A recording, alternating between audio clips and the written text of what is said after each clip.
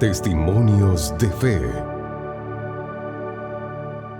Hace más o menos 3 años y medio, quiero decirles que pastoreábamos la iglesia allá en Buenos Aires, primeramente junto con mi suegro, que eran los pastores Eduardo y Rosa Sández, y después a lo largo de 10 años estuvimos pastoreando junto a mi esposo, el pastor Rubén More. Aconteció un suceso muy fuerte, quizás un proceso, algo que te parte en muchos pedazos, y es que en el tiempo de la pandemia, en el mero apogeo de la pandemia, mi esposo parte con el Señor.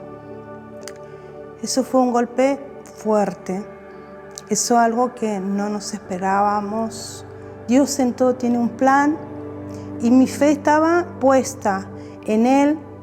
Y todos nosotros pensábamos, la congregación, sabíamos que el pastor iba a salir, pero no. La voluntad del Señor fue llevárselo a su presencia. Pero ahí quedé yo al frente de la iglesia, porque había que seguir adelante. La iglesia estaba en duelo, pero el pastorado tenía que seguir, porque tú eres el que ayudas a las personas.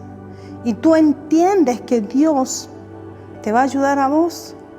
Tú no me digas de qué manera ni qué forma, no hay fórmulas. Solo tienes que verlo de otra manera. Y seguí adelante, teniendo a mi hijo de 26, 27 años, mi único hijo. Él ya se había apartado a los 20 años de la iglesia, ya cuando estaba en su mayoría de edad, ya cuando tenía su economía, su trabajo. Y él decide no asistir más a la iglesia. Yo no digo apartarse de Dios, porque lo que tú siembras en el corazón del muchacho o de la muchacha o de tu esposo o de tu esposa, eso queda marcado. Pero empezó lo más difícil para mí. No solo que el pastor ya no estaba, no solo que mi esposo no estaba, no solo que mi compañero no estaba, sino que mi hijo empezó a declinar a las drogas, a tener malas compañías, no te digo en la delincuencia, pero ahí estaba al borde. Fue algo muy, muy difícil, muy terrible. Ir a la iglesia y venir de la iglesia con la gloria misma y ver que mi hijo estaba en la plaza, que estaban fumando o que con amigos bebiendo. Eso era como una cachetada, ¿no? Porque esa es tu realidad. Muchas veces me arrodillé en la orilla de mi cama y le dije: Dios, no sé qué orar. Acá estoy con mi humanidad, porque tú eres humano, tienes falencias, debilidades, y entonces no sabes. Y yo me arrodillaba y le decía: Señor, algo tiene que pasar, algo tiene que suceder. Yo no tengo fuerzas humanamente, pero cuando tú entiendes que hay alguien más que depende de ti, tú tienes que seguir. No había un día en que lloraba mucho porque decía: Señor, extraño a mi compañero, a mi pastor, porque la iglesia pensó que solamente partió su pastor a la presencia del Señor, pero había partido mi pastor también. Y además mi hijo. En una ocasión vengo yo llegando de la iglesia un domingo y alguien va a mi casa y me dice: Pastora, ¿saben la casa de quién está tu hijo? En la casa de una persona muy fuerte en las drogas, que vende y cosas así.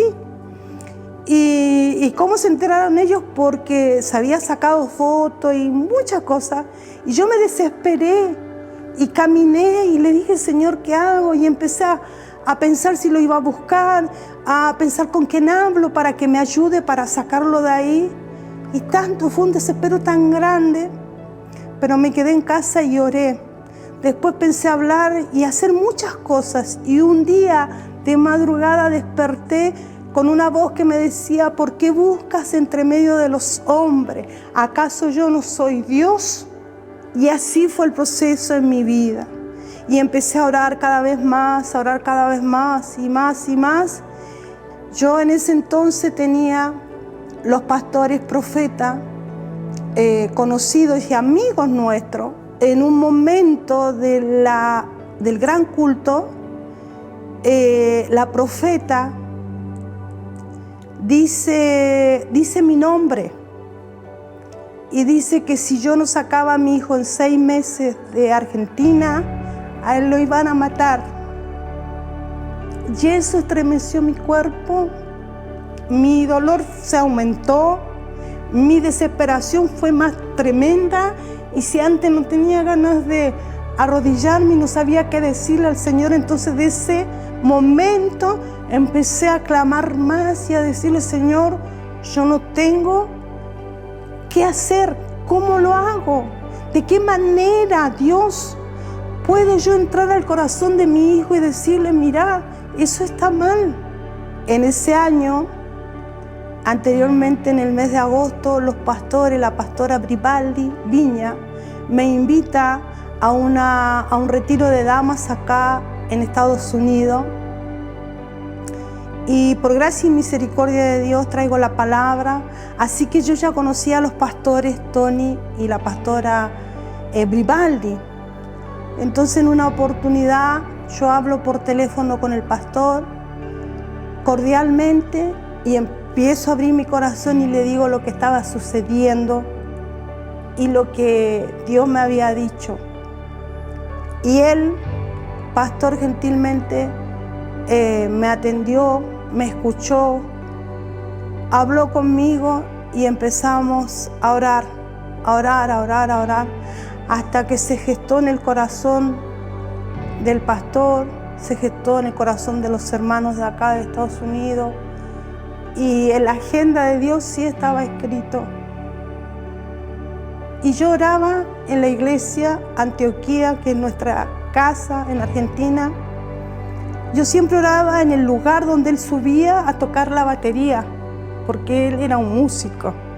Y yo siempre decía al Señor: yo voy a ver a mi hijo subir y volver, porque es declarar lo que tú lo que el mundo te dice que no, ya está, es ilógico, no hay vuelta que darle, ya se fue. No, pero yo lo declaraba: acá va a subir. En diciembre más o menos, el pastor me llama y me dice: pastora, mire, vamos a hacer algo para traer a su muchacho acá a Estados Unidos. Y yo atesoré eso en mi corazón, porque Estados Unidos está a 10 horas de vuelo, porque yo podía mandarlo ahí a los países limítrofes, pero estaba a 2 horas. O sea que él iba a volver en cualquier momento otra vez.